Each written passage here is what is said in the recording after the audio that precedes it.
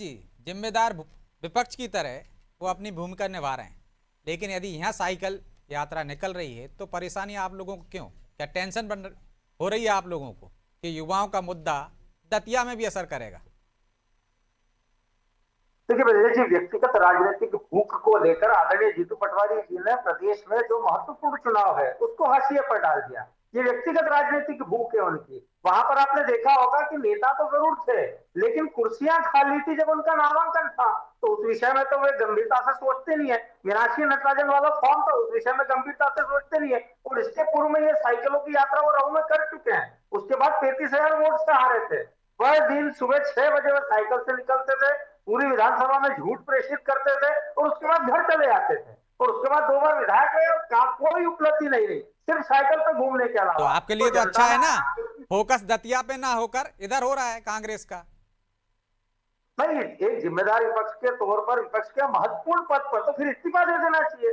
जब वे यहाँ से प्रारंभ करते हैं राजनीतिक यात्रा तो वो राजनीतिक होती है, लेकिन देवास पहुंचते पहुंचते स्टेटमेंट चेंज हो जाता है, ये राजनीतिक हो जाती है। असज्जन साहब, जो सज्जन सिंह वर्मा असज्जन साहब है, वे असज्जन साहब सोनकच्छ का प्रतिनिधित्व करते हैं।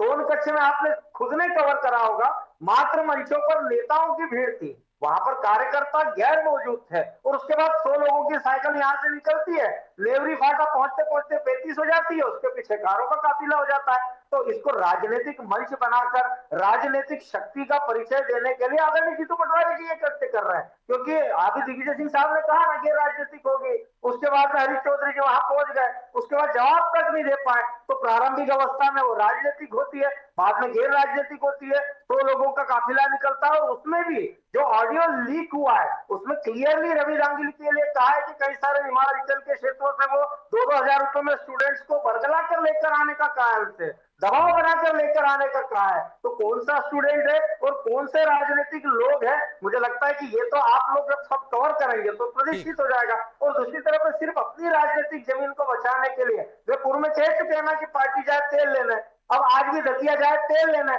मुझे तो मेरी यात्रा से मतलब है और इसीलिए वो इस यात्रा का निर्धारण किए हैं। नहीं तो ऐसे महत्वपूर्ण समय पर और इसके पूर्व में जब तेल लेने वाली बात कही थी तो निश्चित रूप से उनको वहां पर प्रतिनिधि के तौर पर, प्रदेश प्रतिनिधि के तौर पर वहां पर उपस्थित रहना था। और ठीक। दूसरी तरफ कि राहुल गांधी जी का भी जिक्र हुआ, वहां पर राजस्थान में भी महत्वपूर्ण एग्जाम चल रही थी, तब हॉस्टलों से जो है भीड़ लेकर आ रहे थे। तो ना तो कांग्रेस का स्टूडेंट से लेन देन है, ना कांग्रेस का विद्यार्थी। जो जीतू पटवारी जो उच्च शिक्षा मंत्री थे ठीक है। तब उनके तुगलकी फरमान थे, 18 दिन तक उन्होंने जो है चलिए, जो कुलपति को आपने हटा दिया गंभीर था, आरोप लाखों लगाया है बच्चों कि का। 2-2 हजार रुपए वसूले जा रहे हैं छात्रों से, सिंपी जी उसका जवाब दीजिए। और शक्ति प्रदर्शन है, एक तरफ दिग्विजय सिंह गैर राजनीतिक यात्रा निकालने वाले हैं, तो ये भी अपनी ताकत दिखाने के लिए साइकिल यात्रा निकाल रहे हैं। देखिए, भारतीय जनता पार्टी की आदत है वो इसी तरह की हवाबाजी करती रहती है और उलझुल आरोप लगाती रहती है। यदि इन्होंने देखा था किसी को 2-2 हजार रुपए वसूलते हुए तो वहीं खड़े होकर वो 2 हजार वापस करवा देने चाहिए थे। फिर तो हम भी नाना पूछ दे लेते के बुला हैं रहे हैं। कि कांग्रेस के जितने तो विधायक जो संविधान हैं का नाम वो आया था। भारतीय कांग्रेस के जितने विधायक भारतीय जनता पार्टी में जाते हैं, ये भी बता दीजिए कितने रुपए ले लेकर वो भारतीय जनता पार्टी में आते हैं और कांग्रेस की निष्ठा से आत्मसमर्पण करते हैं। जहां तक बात है खाली कुर्सियों की, तो वो तो नरेंद्र मोदी जी की रैलियों में भी खाली पड़ी रहती है। अगर बात है चुनाव हारने की, तो वो तो पूर्व गृह मंत्री नरोत्तम मिश्रा जी भी अपना चुनाव हार गए थे, जिनके लिए आज दतिया के कार्यकर्ता जो है वो हिंसक और अराजकता भरी भीड़ में परिवर्तित हो चुके हैं। तो देखिए, इस तरह के उलझुल आरोप लगाना भारतीय जनता पार्टी का काम है।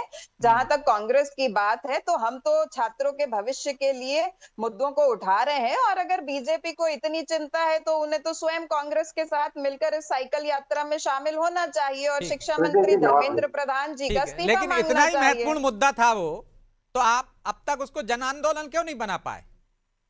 कि जन चुनाव आंदोलन आते ही तो है छात्र याद आ जाते हैं। आ रहा हूं ब्रिजेश बहन जी। जी। ब्रिजेश जी, जून के महीने में ही आदरणीय राहुल गांधी जी ने इस कार्यक्रम का शुभारंभ कर दिया था और जुलाई के अंदर दतिया उपचुनाव की घोषणा होती है, तो ये तो हमारा पूर्व निर्धारित कार्यक्रम था।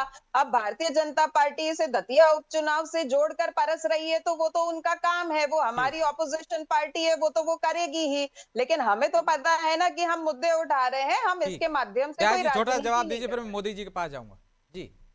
नहीं, मैं तो स्वयं जीतू पटवारी जी जिन मुद्दों को लेकर गंभीर हो रहे, उच्च शिक्षा मंत्री रहते 38 दिनों तक अतिथि शिक्षिकाओं ने जो है प्रोटेस्ट करा था, मुंडन करा लिए थे, उनकी बात नहीं माने। स्टूडेंट्स की बात करते हैं, उन्होंने फर्स्ट ईयर में एडमिशन लिया जिन बच्चों ने, सेकेंड ईयर वालों के लिए ऑनलाइन एडमिशन जो है जरूरी कर दिया था ताकि 50 रुपए अतिरिक्त मिल पाए। तो मुझे लगता है उसके बाद में जो कुलपति थे 18 दिन तक नया कुलपति नहीं बनाया गया, भविष्य बच्चों के भविष्य के साथ में खिलवाड़ करा गया। और बताइए ना मुझे 70 वर्षों में कांग्रेस कोई नियम लेके आ पाई क्या?